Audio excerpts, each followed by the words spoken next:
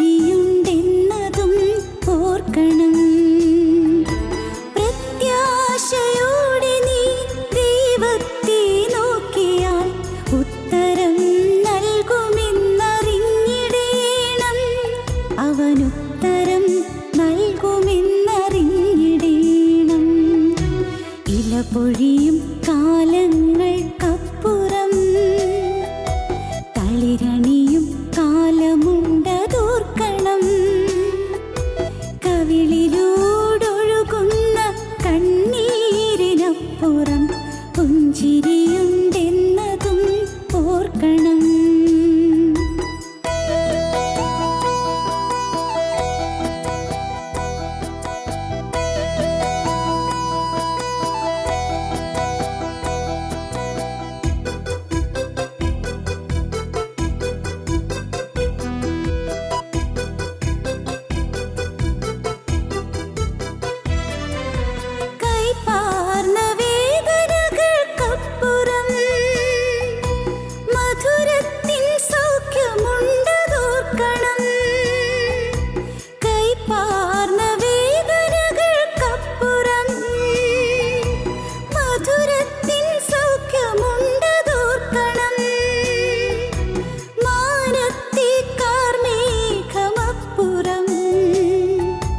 സൂര്യപ്രഭയുണ്ടെന്നതോർക്കണം.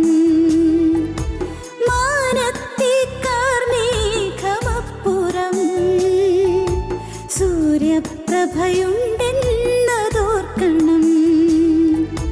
വിശ്വാസത്തോടെ നീ ദൈവത്തെ നോക്കിയാൽ ഉത്തരം നൽകുമെന്നറിഞ്ഞിടേണം. അവനുത്തരം നൽകുമെന്നറിഞ്ഞിടേണം. ഇല പൊഴിയും കാലങ്ങൾക്കപ്പുറം തളിരണിയും കാലമുണ്ടതോർക്കണം. കവിളിലൂടൊഴുകുന്ന കണ്ണീരിനപ്പുറം പുഞ്ചിരിയുണ്ടെന്നതും ഓർക്കണം.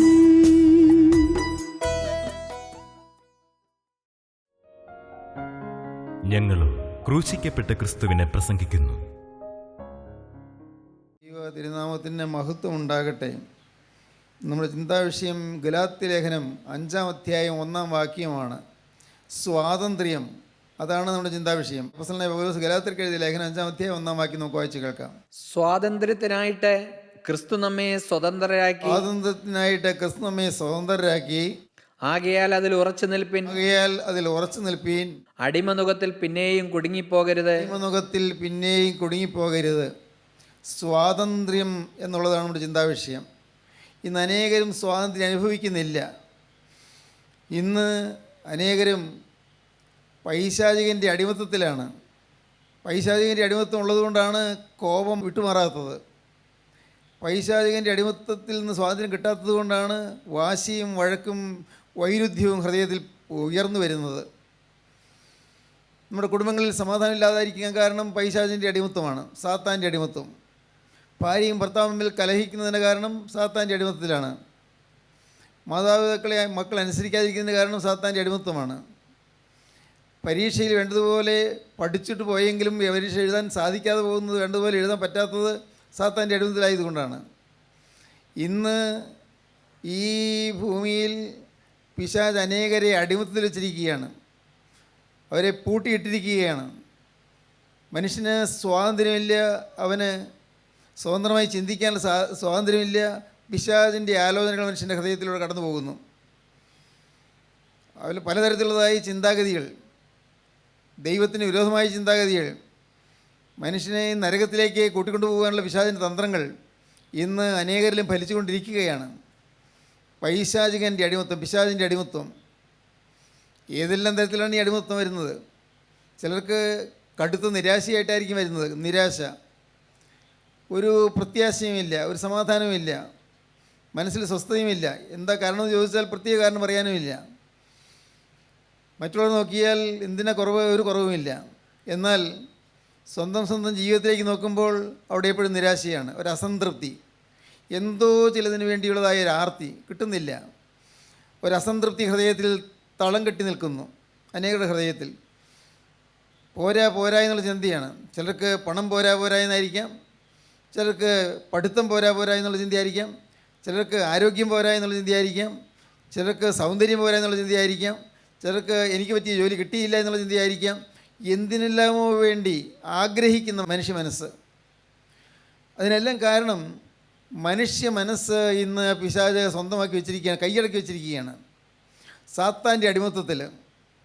അതുകൊണ്ടാണ് ചില ബാധകൾ ചില വീടുകളിൽ കാണുന്നത്, ബാധകൾ, ചില മാറാ രോഗങ്ങൾ വരുന്നത്, ചില മാറാ വ്യാധികൾ വരുന്നത്. പിഞ്ചു കുഞ്ഞുങ്ങൾ ജനിക്കുമ്പോൾ ഏതെങ്കിലും തരത്തിലുള്ളതായ അവയവഭംഗമുള്ളവരായിട്ട് ജനിക്കുന്നതിന് കാരണം സാത്താൻ്റെ അടിമത്തമാണ്. ബുദ്ധിക്കുറവുള്ളവരായിട്ട് തീരുന്നതിൻ്റെ കാരണം സാത്താൻ്റെ അടിമത്തമാണ്. ഓട്ടിസം എന്നൊക്കെ പറയുന്ന ഒരു രോഗമുണ്ടല്ലോ, സുബോധമില്ലാത്തതുപോലെ. അത് വൈദ്യശാസ്ത്രം അതിന് ഇതുവരെയും ഒരു മറുപടി കണ്ടെത്താൻ കഴിഞ്ഞിട്ടില്ല. പക്ഷേ ദൈവത്തിൻ്റെ വചനം അറിയാവുന്നവർക്കറിയാം അത് പൈശാചികൻ്റെ ഒരു ബാധയാണ്, സാത്താൻ്റെ ബാധയാണ്, സാത്താൻ്റെ ബന്ധനമാണ്. ഓർക്കുക, നാം ഓരോരുത്തരും ഒന്നല്ലെങ്കിൽ മറ്റൊന്ന് വിധത്തിൽ സാത്താൻ്റെ ബാധയിലാണ്, സാത്താൻ്റെ ബന്ധനത്തിലാണ്, അടിമത്തത്തിലാണ്. നമ്മെ നയിച്ചുകൊണ്ട് പോകുന്നത് പിശാചാണ്. വേണ്ടാതനങ്ങളിലേക്ക് പിശാച് നമ്മെ കൂട്ടിക്കൊണ്ടു പോകുന്നു, അരുതാത്ത വഴികളിലേക്ക് കൂട്ടിക്കൊണ്ടു പോകുന്നു, അരുതാത്ത ചിന്താഗതികൾ തരുന്നു. ഒരു സംഭവം ഞാൻ ഓർക്കുന്നു. ഭർത്താവും ഭാര്യയും രണ്ടുപേരും നല്ല വിദ്യാഭ്യാസമുള്ളവരാണ്, ഏറ്റവും നല്ല അധ്യാപകരുമാണ്. രണ്ടുപേരും നല്ലപോലെ പഠിപ്പിക്കും. പക്ഷേ സ്കൂൾ വിട്ട് വീട്ടിലെത്തിക്കഴിഞ്ഞാൽ സമാധാനമില്ല. ഭർത്താവിന് ഭാര്യയെ സംശയം. പാവം, ആ സ്ത്രീ വളരെ ശുദ്ധഗതിയുള്ളൊരു നല്ല സ്ത്രീയാണ്. പക്ഷേ ഭർത്താവിന് അവളെ സംശയം. അവൾക്ക് വേറെ ആരോടോ സ്നേഹമുണ്ടെന്നൊരു ചിന്ത. ഒരു കാര്യമില്ല, അത് തെളിവൊന്നുമില്ല. പക്ഷേ രാത്രി ഉറങ്ങാൻ കിടക്കുമ്പോൾ ഇവൻ ഒരു കാച്ചി വാക്കത്തി അവൻ്റെ തലയിണയ്ക്കടിയിൽ വെച്ചിരിക്കും. നോക്കൂ, ഒന്നൊന്നരം നല്ലപോലെ പഠിപ്പിക്കുന്ന നല്ല അധ്യാപകരാണ്. പക്ഷേ വീട്ടിൽ വരുമ്പോഴേക്കും ഒരു ഭൂതാവേശം വരികയാണ്, ഭൂതം, പിശാച്. അവൻ രാത്രി എപ്പോഴോ ഒന്ന് മയങ്ങിയിട്ട് പെട്ടെന്ന് ഞെട്ടി കൊണ്ടുവരും. ഭാര്യ ഉറങ്ങിക്കിടക്കുകയാണ്. അവളെ വിളിച്ചുണർത്തും. ഇപ്പോൾ ആരാടി ഇവിടെ വന്നതെന്ന് ചോദിക്കും. അയ്യോ, ഇവിടെ ആരും വന്നില്ലല്ലോ. ആ, നീ ഉറക്കം അഭിനയിച്ച് കിടക്കുകയാണല്ലേ, എണീക്ക്. പാവം സ്ത്രീ സങ്കടത്തോടെ എഴുന്നേറ്റ് നിൽക്കും. നീ ഒരാളെ ഇപ്പോൾ ഇവിടുന്ന് ഈ വാതിൽ തുറന്ന് പുറത്തു വിട്ടില്ലേ? അയ്യോ, എന്തൊക്കെയാണോ ഈ പറയുന്നത്, ഞാൻ അങ്ങനെ ഈ വാതിൽ തുറന്നില്ലല്ലോ, ഞാൻ ഉറങ്ങുമായിരുന്നല്ലോ. നീ കളവ് പറയുകയാണ്. പിന്നെ നേരം വെളുക്കുന്നവരെയും വാഗ്വാദമാണ്. ആ പാവം സ്ത്രീ കരയും. ഇവന് ഒരു സമാധാനമില്ല, ആ സ്ത്രീക്ക് സമാധാനം കൊടുക്കുന്നില്ല. അത് പൈശാചിക ബാധയാണ്, സാത്താൻ്റെ ബന്ധനമാണത്. ഇത് സാത്താൻ്റെ ബന്ധനമാണ് എന്ന് അറിഞ്ഞ് അവർ കർത്താവിന് സന്നിധിയിൽ അനുദപിച്ചാൽ മോചനം കിട്ടിയേ. പക്ഷേ അവർക്ക് സുവിശേഷത്തിൽ വിശ്വാസമില്ല. വചനം കേട്ടിരുന്നെങ്കിൽ അവർക്ക് മോചനം കിട്ടുമായിരുന്നു. പക്ഷേ വചനം കേൾക്കാൻ പോകുന്നില്ല. എന്ത് ദുരിതം പിടിച്ച ജീവിതമാണത്. ഭാര്യയ്ക്ക് ഭർത്താവിന് സംശയം, അല്ലെങ്കിൽ ഭർത്താവിന് ഭാര്യയെ സംശയം. സംശയരോഗം ഒരു ബാധയാണ്, പിശാച് ബാധയാണ്. സംശയരോഗം അത് സാത്താൻ്റെ ഒരു ബന്ധനമാണ്. പലർക്കും അത് അറിഞ്ഞുകൂടാ. ഇതുപോലുള്ളതായി അനേകം അടിമത്തത്തിലാണ് ഇന്ന് മനുഷ്യർ ജീവിക്കുന്നത്. പണത്തിൻ്റെ അടിമകളായ ആളുകളുണ്ട്, നല്ല മനുഷ്യർ, വേറൊരു കുഴപ്പമില്ല, പാവമൊന്നും അങ്ങനെ വരുന്നില്ല, ആരുടെയും തട്ടിയെടുക്കാൻ ഉദ്ദേശിക്കുന്നില്ല. പക്ഷേ ഒരു 10 രൂപയുടെ കാര്യം വരുമ്പോഴേക്കും അവരുടെ തനിനിറം വെളിച്ചത്ത് വരും. ഭയങ്കര കോപാവേശം. എങ്ങനെയും സമ്പാദിക്കണമെന്ന് ചിന്തയുള്ളൂ, എങ്ങനെയും സമ്പാദിച്ച് കൂട്ടണം. ഇതുപോലുള്ള അനേകം കാര്യങ്ങൾ നിങ്ങൾക്ക് ഓർക്കാൻ പറ്റും.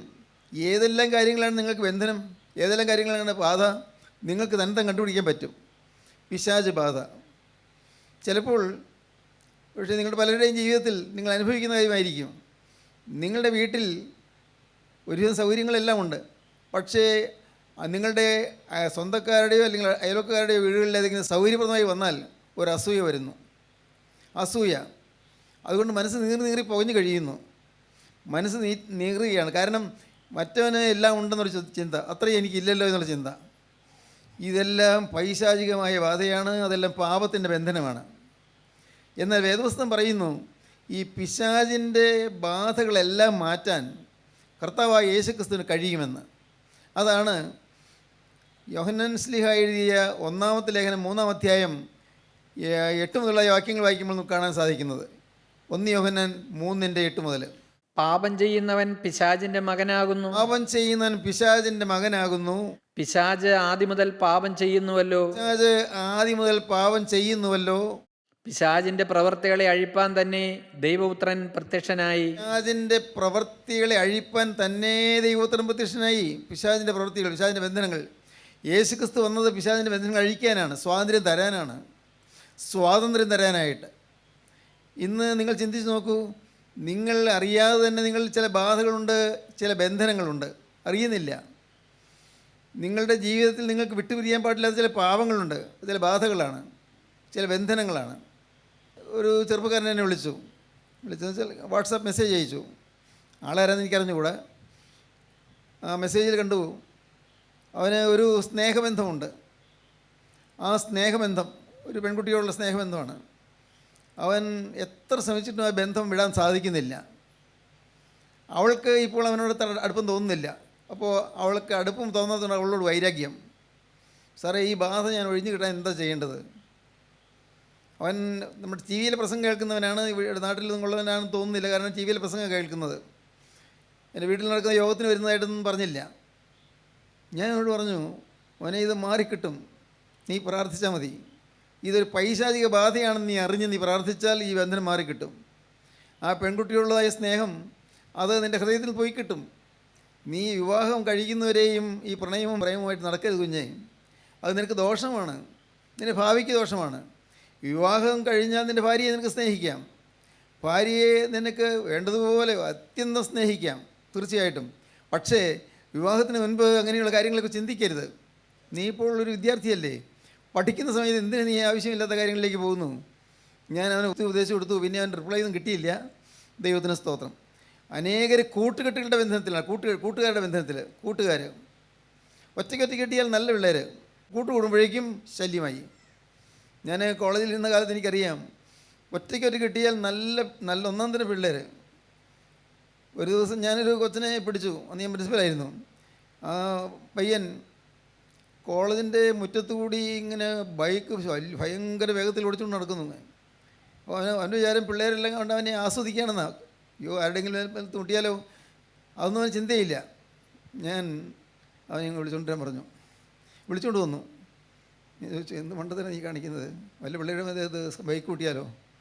അപ്പോൾ അവൻ പറഞ്ഞു, സാറേ, എനിക്ക് വലിയ പ്രതീക്ഷയൊന്നുമില്ല എന്തിൽ പഠിക്കണമെന്ന്. അതെന്താ സാറേ? ഞാൻ പഠിച്ചിട്ട് കാര്യമൊന്നുമില്ല. ഞാൻ പഠിച്ചിട്ട് എന്തിനാണ് പഠിക്കുന്നത്? അല്ലെ നിനക്ക് പഠിച്ച് ജോലിയൊക്കെ കിട്ടണം? ഇല്ല സാറേ, അതിനൊരു പരിപാടി ഇല്ല, എനിക്കില്ല. നീ എന്താ ഈ പറയുന്നത്? അവൻ, സാറേ, എൻ്റെ അപ്പനും അമ്മയും വേറെ നിൽക്കുക. ഞാൻ എൻ്റെ അമ്മയുടെ കൂടെയാണ്, അപ്പൻ വേറെയാണ്. അമ്മ അപ്പൻ അവർ രണ്ടുപേരും ഒരുമിച്ച് കാണുന്നില്ല, ഒരുമിച്ച് വേണ്ടുന്നില്ല, ഒരു വീട്ടിലല്ല. നീ അപ്പനെ കാണാറുണ്ടോ? ഞാൻ കാണാൻ ആഗ്രഹിക്കാറുണ്ട്, പക്ഷേ അതിനുള്ള സാധ്യതയില്ല. പിന്നെ അവൻ ചില കാര്യങ്ങളൊക്കെ പറഞ്ഞു എന്നോട്. ഞാൻ അവനെ വളരെ ആശ്വസിപ്പിച്ചു. കാരണം പാവം അവൻ എത്രയും വികൃതിയായി പോകാൻ കാരണം അവൻ്റെ മാതാപിതാക്കൾ തമ്മിൽ ഇഷ്ടമില്ല എന്നുള്ളതാണ്. അവൻ ഒരു കൂട്ടുകെട്ട് കൂടി വേണ്ടാതിന് പോകാൻ കാരണം അവൻ്റെ മാതാപിതാക്കൾ ഐക്യത്തിലല്ല. അവനെ ഞാൻ ഉപദേശിച്ചു, പറഞ്ഞു വിട്ടു. ഏതായാലും പിന്നീട് അവനെ കൊണ്ട് കോളേജിൽ യാതൊരു പ്രയാസം ഉണ്ടായില്ല. വളരെ നല്ല മാന്യമായിട്ട് തന്നെ ജീവിച്ചു ഞാൻ കോളേജിൽ നിന്ന് പോരുന്നവരെ. പ്രിയപ്പെട്ടവരെ, ഞാൻ പറയട്ടെ, അനേകർ കൂട്ടുകെട്ടിൽ കൂടി ചേത്തിയാകുന്നു. കൂട്ടുകാരുടെ മുമ്പിൽ ഒന്ന് ഷൈൻ ചെയ്യാൻ വേണ്ടി, ഒന്ന് തിളങ്ങാൻ വേണ്ടി, അതിനൊക്കെ വേണ്ടി ചില ചെത്തി നടക്കുക എന്നൊക്കെ പറയില്ലേ, ഭയങ്കരമായിട്ട് സൈലൻസർ എടുത്ത് മാറ്റിയിട്ട് ബൈക്ക് ഓടിച്ചുകൊണ്ട് നടക്കുക, ഭയങ്കര ശബ്ദം. ഇതൊക്കെ എല്ലാം ഒരു പൈശാചിക ബാധയാണ്. വിളങ്ങണം, ആളുകളുടെ മുമ്പിൽ തിളങ്ങണം, ആളുകളുടെ മുമ്പിൽ ഷൈൻ ചെയ്യണം എന്നുള്ള ചിന്തയല്ല, എല്ലാം പൈശാചിക ബാധയാണ്. വലിയ ബാധയുടെ നടുവിലാണെന്ന് അനേകർ. അതുകൊണ്ട് പഠിക്കുന്ന കുട്ടികൾക്ക് പഠിക്കാൻ സാധിക്കുന്നില്ല, പഠിക്കണമെന്ന് സാധിക്കില്ല, പഠിക്കണമെന്ന് വിചാരിച്ചാൽ സാധിക്കില്ല, പഠിക്കാൻ തോന്നുന്നില്ല. പുസ്തകം കയ്യിരിക്കും, പുസ്തകത്തിൽ നോക്കിക്കൊണ്ടിരിക്കും, രാത്രി വളരെ നേരം ഇരുന്ന് പഠിക്കും, പക്ഷേ ഒന്നും പുസ്തകത്തിൽ എഴുതിയിരിക്കുന്നൊന്നും ഉള്ളിൽ കിടക്കില്ല, വായിച്ചുകൊണ്ട് പോകും, പേജ് മുറിച്ചുകൊണ്ട് പോകും, പക്ഷേ ഒന്നും ഉള്ളിലിരിക്കുന്നില്ല, അത് ഒന്ന് ഹൃദയത്തിൽ പതിയുന്നില്ല, മനസ്സിൽ പതിയുന്നില്ല. അതിന് കാരണം ഒരു സാത്താൻ്റെ ബന്ധനമകത്തുണ്ട്.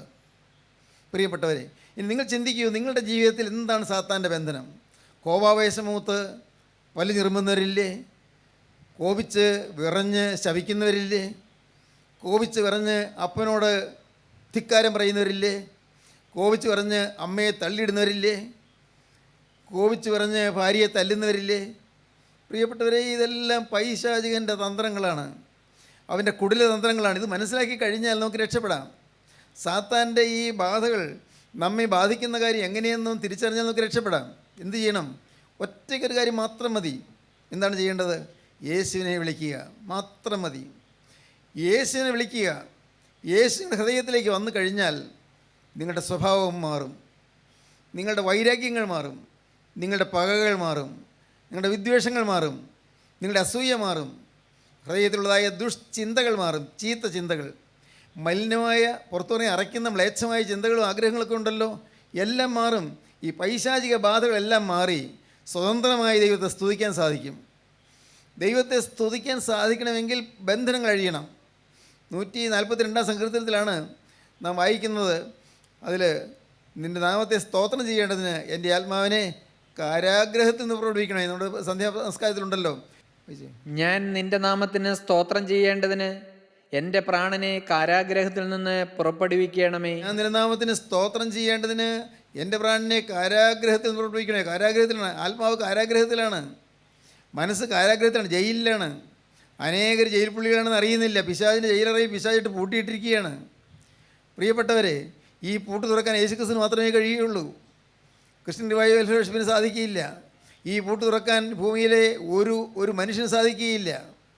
ഈ പൂട്ട്, പിശാചിൻ്റെ പൂട്ട് തുറക്കുന്ന ഈ പാവപ്പെട്ട മനുഷ്യനെ, പാവിയായ മനുഷ്യനെ ബന്ധനത്തിൽ നിന്ന് അഴിച്ചുവിടാൻ യേശുക്രിസ്തുവിന് മാത്രമേ കഴിയുകയുള്ളൂ. പിശാചിൻ്റെ പ്രവൃത്തികൾ അഴിപ്പാൻ തന്നെ ദൈവപുത്രൻ പ്രത്യക്ഷനായി. നമ്മുടെ ജീവിതത്തിൽ ഓരോരുത്തരും ചിന്തിച്ച്, കർത്താവേ, എനിക്ക് എവിടെയാണ് ബന്ധനമുള്ളത്? എൻ്റെ ഇന്നിന്ന കാര്യങ്ങളിൽ എനിക്ക് ബന്ധനമുണ്ട്, എൻ്റെ ചിന്തകളിൽ ബന്ധനമുണ്ട്, എൻ്റെ വിചാര വികാരങ്ങളിൽ ബന്ധനമുണ്ട്. എൻ്റെ കർത്താവേ, എനിക്ക് അടി മുതൽ മുടി വരെ സുഖമില്ല. എൻ്റെ കർത്താവേ, എനിക്ക് ആസകലം പാവമാണ്. ഇത് നാം കണ്ടെത്തണം. ഇത് മനസ്സിലാക്കി കഴിയുമ്പോൾ നമുക്കൊരു എളിമ വരും, താഴ്മ വരും. പ്രിയപ്പെട്ടവരെ, ഞാൻ പറയട്ടെ, ജീവിതത്തിൽ ലഭിക്കാവുന്ന ഏറ്റവും വലിയൊരു ഭാഗ്യം പാപബോധം കിട്ടുക എന്നുള്ളതാണ്. പാപബോധം കിട്ടുക. ഞാനൊരു പാപിയാണ് തിരിച്ചറിയുക. ദൈവത്തിന് സ്തോത്രം. ഇന്ന് ഞാൻ നിങ്ങളോട് പ്രസംഗിക്കാൻ വന്നിരിക്കുന്നു. പക്ഷേ പ്രിയപ്പെട്ടവരെ, ഞാൻ ചെയ്യുന്നത് എന്താണെന്ന് നിങ്ങൾക്കറിയാമോ? കർത്താവേ, നിൻ്റെ വചനം പറയാൻ എൻ്റെ നാവിനെ നീ ശുദ്ധീകരിക്കണമേ. കർത്താവേ, നിൻ്റെ നാമം ഘോഷിപ്പാൻ കർത്താവേ, എൻ്റെ ആത്മാവ് ഇനി വല്ല കളങ്കങ്ങളുമുണ്ടോ മാറ്റിത്തരണമേ. ഓരോന്ന് എല്ലാ ദിവസവും തികഞ്ഞുകൊണ്ടിരിക്കുകയാണ്, അല്ലാതെ ഞാൻ തികഞ്ഞവനായിട്ടല്ല ഇരിക്കുന്നത്. ദൈവത്തിന് സ്തോത്രം. ഓരോ ദിവസവും ഞാൻ എന്നെ തന്നെ ശോധന ചെയ്യുകയാണ്. ദൈവത്തിന് സ്തോത്രം. തനിയെ ഇരുന്ന് പ്രാർത്ഥിക്കുമ്പോൾ, രാവിലെയും വൈകുന്നേരമുള്ള നമസ്കാരമല്ല, അത് മുറയ്ക്ക് കുടുംബങ്ങൾ എല്ലാവരും ചേർന്നുള്ളതുണ്ട്, അതല്ല, തനിയെ ഇരുന്ന് പ്രാർത്ഥിക്കുമ്പോൾ ഞാൻ എൻ്റെ ഹൃദയം കർത്തനെ തുറന്നു വയ്ക്കുകയാണ്. കർത്താവ്, എവിടെയെങ്കിലും കളങ്കമുണ്ടോ? ഏതെങ്കിലും കാര്യത്തിൽ എൻ്റെ ചിന്താഗതികളിൽ എന്തെങ്കിലും തെറ്റുകൾ വരുന്നുണ്ടോ? എൻ്റെ മനോഭാവത്തിലെവിടെയെങ്കിലും പാവം വരുന്നുണ്ടോ? ഞാനിങ്ങനെ ഓരോന്നോരോന്ന് ഞാൻ ഇങ്ങനെ ശോധന ചെയ്യുന്നതോറും കർത്താവ് ചിലതെല്ലാം കാണിച്ചു തരുന്നു. ഞാൻ തികഞ്ഞവനായില്ല. കർത്താവിൻ്റെ കൃപയാൽ ഓരോന്ന് കാണുന്നത് ഞാൻ തിരുത്തിക്കൊണ്ട് കർത്താവിനെ സ്തുതിക്കാൻ തുടങ്ങുന്നു. ആ സ്തുതിയിൽ കൂടി പരിശുദ്ധാത്മ ഇറങ്ങി വന്ന് എന്നെ ആ ദിവസം കഴുകുന്നു. ആ പരിശുദ്ധാത്മാവിന് തീ വന്ന് ഒഴുകി ഈ ജീവിതത്തിലുള്ളതായ എല്ലാ മാലിന്യങ്ങളും കത്തിച്ച് കളയുന്നു. ദൈവത്തിന് സ്തോത്രം. എന്നും ഇത് അനുഭവിക്കുന്നതുകൊണ്ടാണ് ഞാൻ സമാധാനമായി ജീവിക്കുന്നത്. എന്നും അനുഭവിക്കുന്നു. ഒറ്റ ദിവസം കൊണ്ട് അനുഭവിച്ച് തീരുകയല്ല. ഇത് എന്നും വേണ്ടതായ ഒരു കാര്യമാണ്. എന്നും വേണം. പ്രിയപ്പെട്ടവരെ, അലസത ലേശം വരാൻ പാടില്ല, അലസത പാടില്ല. നാം കണ്ടെത്തണം, എൻ്റെ കർത്താവേ, അടി മുതൽ മുടി വരെ ഒരു സുഖവുമില്ല എന്ന് കണ്ടെത്തണം. യെശയ്യാ പ്രവാചകന്റെ പുസ്തകം 1-ാം അധ്യായം 2-ാം വാക്യം വായിക്കുമ്പോൾ കാണാം, ദൈവം ആകാശത്തെയും ഭൂമിയെയും സാക്ഷി നിർത്തിക്കൊണ്ട് ദൈവം കരയുന്നു. എന്താണ് ദൈവം കരയുന്നത്? കേട്ടാൽ നിങ്ങൾക്ക് അത്ഭുതം. സ്വർഗത്തിൽ ദൈവം കരയുന്നു. അതെ, ദൈവം കരയുന്നു. യെശയ്യാ 1:2 മുതൽ.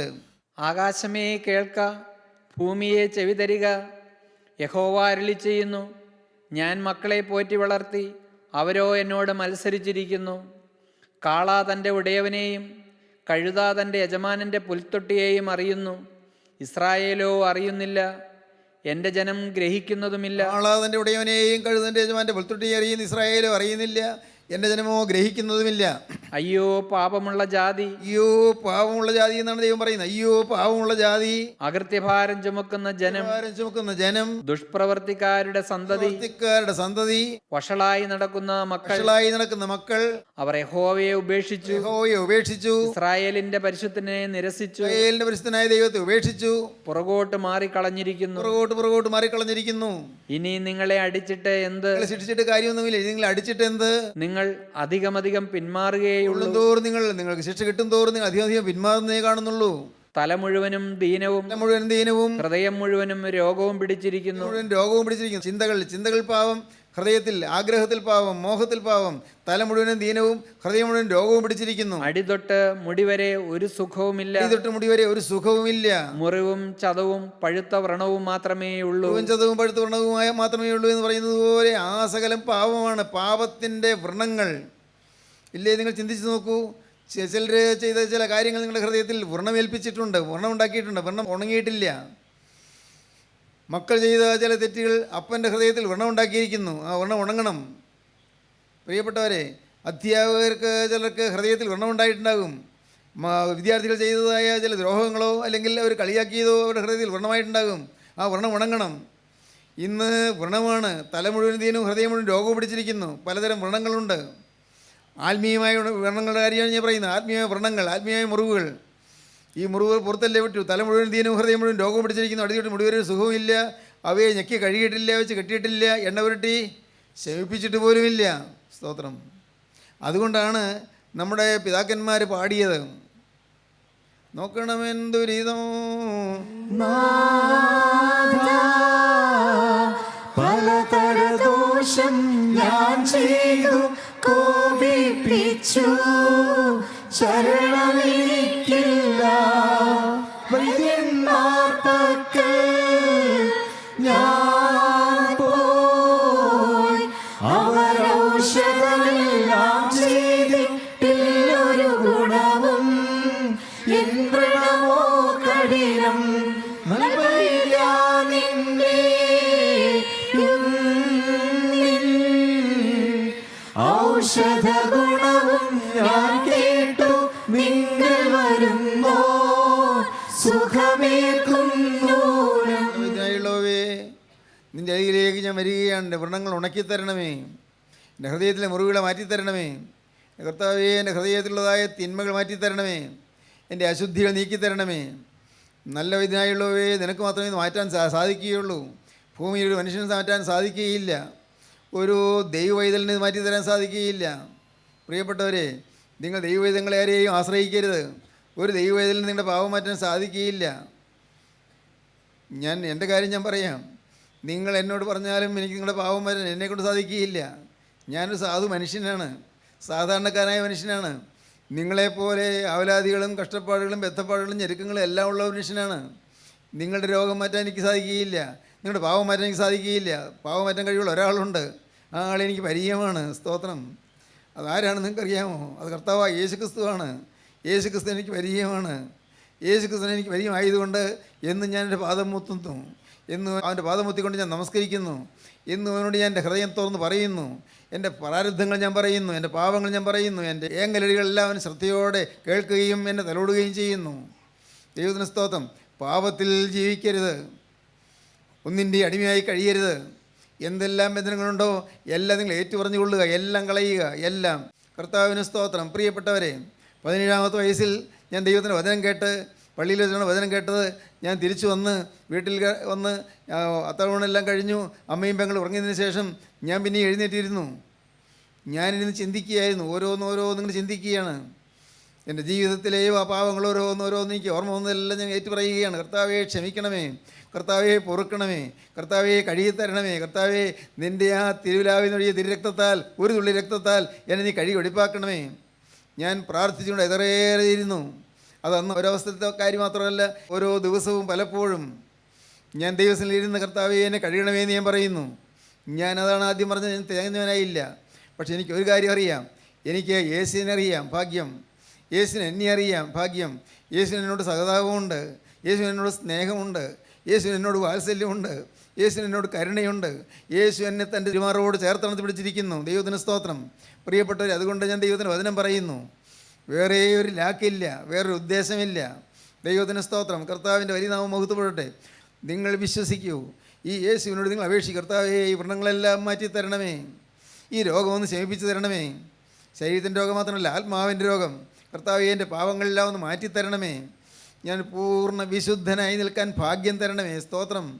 എൻ്റെ പ്രിയ സഹോദരീ സഹോദരന്മാരെ, നിങ്ങൾ പ്രാർത്ഥിച്ചാൽ നിങ്ങൾക്ക് ഈ അനുഭവം കിട്ടും. ദൈവം ആർക്കും മുഖപക്ഷമുള്ളവനായിട്ട് പ്രവർത്തിക്കുകയില്ല, ആരോടും പ്രവർത്തിക്കുകയില്ല. ദൈവം എല്ലാവരെയും സ്നേഹിക്കുന്നു, നിങ്ങൾ എല്ലാവരെയും സ്നേഹിക്കുന്നു. അതുകൊണ്ടാണ് നിങ്ങൾക്കിന്ന് ഇവിടെ വരാനൊത്തത്. നിസ്സാര കാര്യമല്ല. എത്രയോ പേര് ഈ നാട്ടിലുണ്ട്, പലർക്കും വരാൻ പറ്റിയില്ലല്ലോ, നിങ്ങൾക്കല്ലേ വരാൻ തോന്നിയുള്ളൂ. അതുകൊണ്ട് ദൈവത്തിൻ്റെ സ്നേഹം നിങ്ങൾ വിളിച്ചുകൊണ്ട് വന്നതാണ്. ദൈവമാണ് നിങ്ങൾക്ക് കരുണയോടെ ചില കാര്യങ്ങൾ പറഞ്ഞു തരുന്നത്. ഇത് വിശ്വസിച്ചുകൊണ്ട് നിങ്ങൾ കർത്താവിനോട് പറയണം, കർത്താവേ എൻ്റെ ബന്ധനം അഴിക്കണമേ, എനിക്ക് സ്വാതന്ത്ര്യം തരണമേ, ആത്മാവിൽ സ്വതന്ത്രനായി നിന്നുകൊണ്ട് എന്നെ സ്തോത്രം ചെയ്യാൻ എനിക്ക് ഭാഗ്യം തരണമേ, നിന്നെ സ്തുതിക്കാൻ എനിക്ക് കൃപ തരണമേ. ദൈവത്തിന് സ്തോത്രം. ആത്മാവിൽ സ്തുതിക്കണം. സ്തുതി എന്ന് പറയുന്നതല്ല സ്തുതി, പ്രൈസ് ദി ലോർഡ് എന്ന് പറയുന്നതല്ല സ്തുതി, ഹല്ലേലൂയ എന്ന് പറയുന്നതല്ല സ്തുതി. അതിനപ്പുറത്ത് മറ്റൊന്നാണ് സ്തുതി.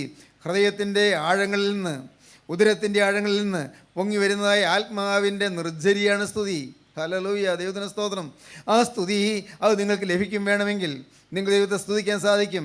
ഇന്ന് കെട്ടപ്പെട്ടിരിക്കുന്നു, വായ് കെട്ടപ്പെട്ടിരിക്കുന്നു, ഇന്ന് നാവ് കെട്ടപ്പെട്ടിരിക്കുന്നു, ഇന്ന് നിങ്ങളുടെ ഹൃദയം കെട്ടപ്പെട്ടിരിക്കുന്നു, ഇന്ന് നിങ്ങളുടെ മനസ്സ് മൂടപ്പെട്ടിരിക്കുന്നു, എല്ലാം കെട്ടിയിട്ടിരിക്കുകയാണ് പിശാച്. അവിടെയെല്ലാം എല്ലാ കെട്ടുകളും പൊട്ടിയിട്ട് നിങ്ങൾ സ്തുതിക്കാൻ തുടങ്ങും, ദൈവത്തെ ആരാധിക്കാൻ തുടങ്ങും. അപ്പോഴാണ് സ്തുതിയും സ്തോത്രവും പ്രഭയും പുകഴ്ചയും മാഞ്ഞു പോകാത്ത നല്ല ഉന്നതിയും സദാ നേരം ഇടപെടാതെ കയറ്റുവാൻ ഞങ്ങൾ യോഗ്യരാക്കണമേ എന്ന് പിതാക്കന്മാർ പ്രാർത്ഥിക്കുന്നതിൻ്റെ അർത്ഥം നമുക്ക് മനസ്സിലാകുന്നത്. ദൈവത്തിന് സ്തോത്രം. ഭയത്തോടുകൂടി കർത്താവിനെ സ്തോത്രം ചെയ്യുന്നത് യുക്തവും ന്യായവുമാകുമെന്ന് പറയുന്നത് അപ്പോഴാണത് മനസ്സിലാകുന്നത്. പ്രിയപ്പെട്ടവരെ, ഇന്ന് ഞാൻ എളിമയോടെ ഈ കാര്യങ്ങൾ അറിയിക്കട്ടെ. നിങ്ങൾ ഇന്ന് ഇപ്പോൾ ഇരിക്കുന്നിടത്തിരുന്നുകൊണ്ട് കർത്താവിനോട് പറയണം, എൻ്റെ ബന്ധനങ്ങൾ അഴിക്കണമേ കർത്താവേ, എൻ്റെ ബാധകൾ മാറ്റണമേ കർത്താവേ, പിശാചിൻ്റെ ബാധകൾ മാറ്റി തരണമേ, സാത്താൻ്റെ ബന്ധനങ്ങൾ അഴിച്ചു തരണമേ, ഇന്ന് എനിക്ക് സ്വാതന്ത്ര്യം തരണമേ, ഇന്ന് സ്വതന്ത്രനായ വീട്ടിലേക്ക് മടങ്ങാൻ എനിക്ക് ഭാഗ്യം തരണമേ, എൻ്റെ ആത്മാവിലുള്ള ബന്ധനങ്ങളെല്ലാം മാറി ഇന്ന് എൻ്റെ ഹൃദയത്തിലുള്ളതായ വൈരാഗ്യങ്ങളും പകകളും വിദ്വേഷങ്ങളും എല്ലാം മാറി ഇന്ന് ഒരു പുതിയ സൃഷ്ടിയായി മടങ്ങിപ്പോകാൻ ഭാഗ്യം തരണമേ. നിങ്ങൾ പ്രാർത്ഥിക്കൂ, കർത്താവ് കൃപ തരും. വിശ്വാസത്തോടെ നിങ്ങൾ പ്രാർത്ഥിക്കൂ, കർത്താവ് നിങ്ങൾ അനുഗ്രഹിക്കും. ദൈവത്തിന് സ്തോത്രം. കാരുണ്യവാനായ ഞങ്ങളുടെ സ്വർഗീയ പിതാവേ, ഞങ്ങളുടെ വാഴ്ത്തപ്പെട്ട കർത്താവേ, ഈ മനോഹരമായ സമയത്തിനായി ഞങ്ങൾ നിന്നെ സ്തുതിക്കുന്നു, ഞങ്ങൾ നിന്നെ സ്തോത്രം ചെയ്യുന്നു. അപ്പോൾ ഈ കരം ഉയർത്തി ഈ മക്കളെല്ലാം അവിടെ നിന്ന് കാണുന്നുവല്ലോ കർത്താവേ, ഈ മക്കളുടെ സമർപ്പണം അവിടെ നിന്ന് കാണുന്നില്ല കർത്താവേ. യഥാർത്ഥമായി ആഗ്രഹത്തോടും തീരുമാനത്തോടും കൂടെ കരം ഉയർത്തിയുടെ തൃക്കരം വെക്കണമേ. ആ കരങ്ങളിൽ അവിടെ നിന്ന് കയറി പിടിക്കണമേ. അവർ ഓരോരുത്തരിക്കുന്നിടന്ന് അവരൊന്ന് എഴുന്നേൽപ്പിച്ച് നിർത്തണമേ കർത്താവേ. അവരെ ഉദ്ധരിക്കണമേ, അവരെ അനുഗ്രഹിക്കണമേ, സ്വർഗ്ഗരാജ്യത്തിന് വേണ്ടി ഒരുക്കണമേ, എല്ലാ ബാധകളും മാറ്റണമേ, പൂർണ്ണ സ്വാതന്ത്ര്യം നൽകി അനുഗ്രഹിക്കണമേ. യേശു ക്രിസ്തുവിൻ്റെ ജയകരമായ നാമത്തിൽ പ്രാർത്ഥിക്കുന്ന കൃപയോടെ കേൾക്കണമേ. ആമീൻ. ഹല്ലേലൂയ.